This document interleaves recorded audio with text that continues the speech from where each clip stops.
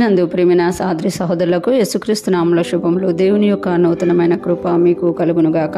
ఈరోజు దేవుడు మనకిచ్చిన మాట 5వ కీర్తన 7వ వచనం. నేనైతే నీ కృపాతిశయములను బట్టి నీ మందిరంలో ప్రవేశించెదను, నీ ఎడల భయభక్తులు కలిగి నీ పరిశుద్ధాలయము దిక్కు చూచి నమస్కరించెదను. ఈ మాటలు మనం 5వ కీర్తనలో చూస్తున్నాం. ఈ 5వ కీర్తన దావీదు గారు రాసినట్టు మనం గమనించగలం. ఈ కీర్తనలో ఆయన తెలియజేసుకుంటున్నారు కదా, చాలా మంది దుష్టులు భక్తిహీనులు వేరే విధంగా ఉంటారు, కానీ నేనైతే నీ కృపాతిశయములను బట్టి నీ మందిరంలో ప్రవేశించదను అని తెలియజేస్తున్నారు.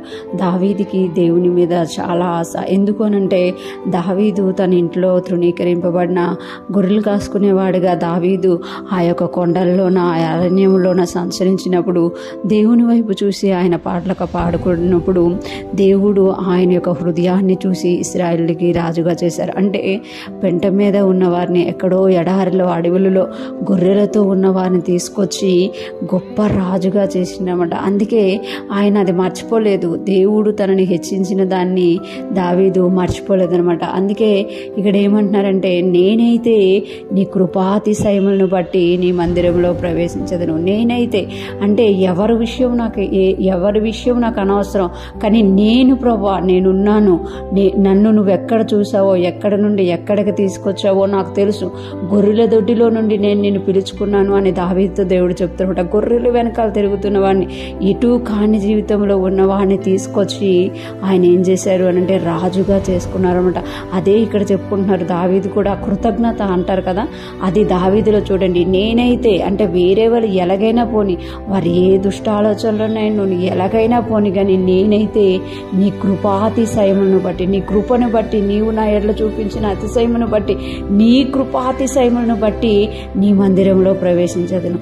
ఒకవేళ నన్ను ఎవరు ఏదన్నా కూడా నేను నీ మందిరానికైతే దూరం అవును ప్రభా, నేను నీ మందిరానికి వస్తాను. నీ కృపాతిశయమును బట్టి, మనుషులు చేసిన దాన్ని బట్టి కాదు, నేను నీ కృపను బట్టి, నువ్వు నా ఎడల చూపిస్తున్న కృపను బట్టి, నువ్వు నా ఎడల చూపిస్తున్న అతిశయమును బట్టి, నన్ను బట్టి నువ్వు కలిగి ఉన్న ఆలోచనల బట్టి నేను నీ మందిరంలో ప్రవేశించదను. నీ ఎడల భయభక్తులు కలిగి అంటే అంటున్నారు, మందిరంలో ప్రవేశించడమే కాదు, మందిరంలో కూర్చొని నేను వేరే విధంగా, లేకపోతే దుష్టుల్లాగా చెడ్డ ఆలోచనలు కలిగిన వారుగా, లేకపోతే ఏదో విషయాల గురించి ఆలోచించేవారుగా కాకుండా నేను నీ మందిరంలో ప్రవేశించి భయభక్తులు కలిగి అంటున్నారు.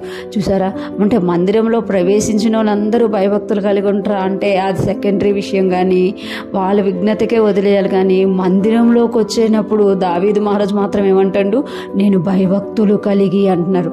నీ ఎడల భయభక్తులు కలిగి నీ పరిశుద్ధాలయము దిక్కు చూచి నమస్కరించదను.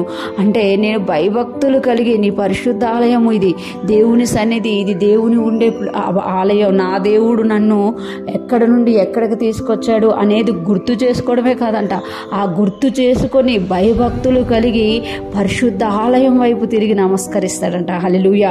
పరిశుద్ధ ఆలయం వైపు చూసి ఆరాధన చేస్తాడంట, కొనియాడతాడంట. ఈరోజు ఫ్రెష్ మన్నా వింటున్న ప్రతి ఒక్కరూ జ్ఞాపకం చేసుకోవాలి, మనము దేవునిలోకి రాకముందు మన స్థితి ఏంటి, మన పరిస్థితి ఏంటి.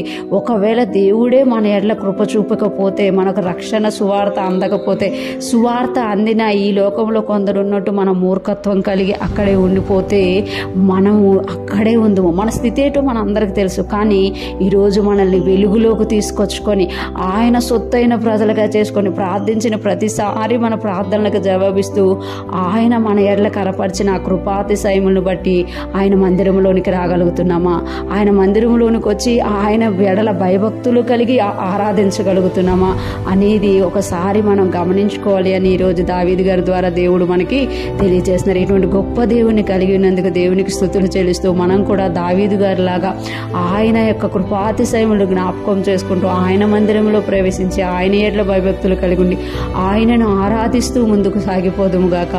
దేవుని ఆశీర్వాదం మన మీద నిలిచి ఉండును గాక. ఆమేన్.